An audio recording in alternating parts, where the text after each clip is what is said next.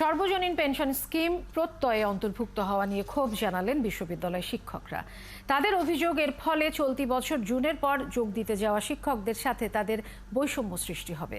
তারা বলছেন, এই স্কিমে শিক্ষকদের যুক্ত করে একটি মহল বিশ্ববিদ্যালয়কে অস্থিতিশীল করতে চাইছে। এটি প্রত্যাহার করা না হলে ২৬শে মে থেকে লাগাতার কর্মসূচিতে যাবেন তারা। শারমিন নীরার প্রতিবেদন। সার্বজনীন পেনশন স্কিমের আওতায় গেল বছর 4টি প্যাকেজ ঘোষণা করে সরকার। বেসরকারি খাতের চাকরিজীবীদের জন্য প্রগতি, সকর্মে নিযুক্তদের জন্য সুরক্ষা, প্রবাসীদের জন্য প্রবাসী আর নিম্ন আয়ের মানুষের জন্য সমতা। এরপর চলতি বছরের মার্চে স্বশাসিত, স্বায়ত্তশাসিত, রাষ্ট্রায়ত্ত এবং সংবিধিবদ্ধ চাকরিজীবীদের জন্য পঞ্চম স্কিম প্রত্যয়ের ঘোষণা দেওয়া হয়। এর ফলে 2024 সালের আগে এবং চলতি বছর জুনের পর চাকুরিতে যোগ দেওয়াদের মধ্যে বৈষম্যের শঙ্কা জানান বিশ্ববিদ্যালয়ের শিক্ষকরা।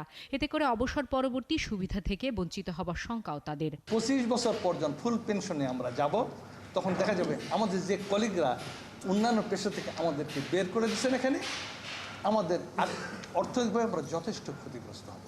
তারা পাবেন 35,000 টাকা পেনশন, মানে কম পাবেন, কিন্তু সব মিলে প্রায় 1,15,00,000 টাকা ক্যাশ টাকা পাবেন।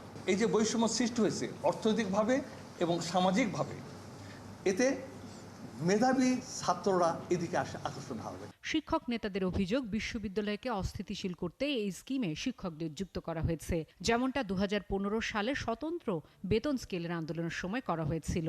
কেউ কি উদ্দেশ্য প্রণোদিতভাবে অস্থিতিশীল করতে চান কিনা সেটি নিশ্চয়ই বর্তমান সরকার খতিয়ে দেখবেন। দাবি আদায় না হলে 26 মে থেকে 4 জুন পর্যন্ত 3 দিনের কর্মসূচি ঘোষণা করেন নেতারা। 26 মে 2024 তারিখ রবিবার সারা দেশে পাবলিক বিশ্ববিদ্যালয়ের শিক্ষকরা একযোগে সকাল 11:30 থেকে মানববন্ধন কর্মসূচি পালন করবে। পরীক্ষাসমূহ কর্মসূচির আওতামুক্ত থাকবে।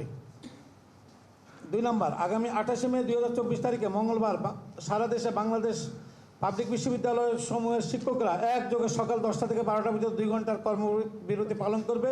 পরীক্ষাসমূহ কর্মবিরতির আওতামুক্ত থাকবে। 4 জুনের কর্মসূচিতে দাবি আদায় না হলে আরও কঠোর আন্দোলনের ঘোষণা আসবে বলছেন তারা। শারমিন নীরা, 71, ঢাকা।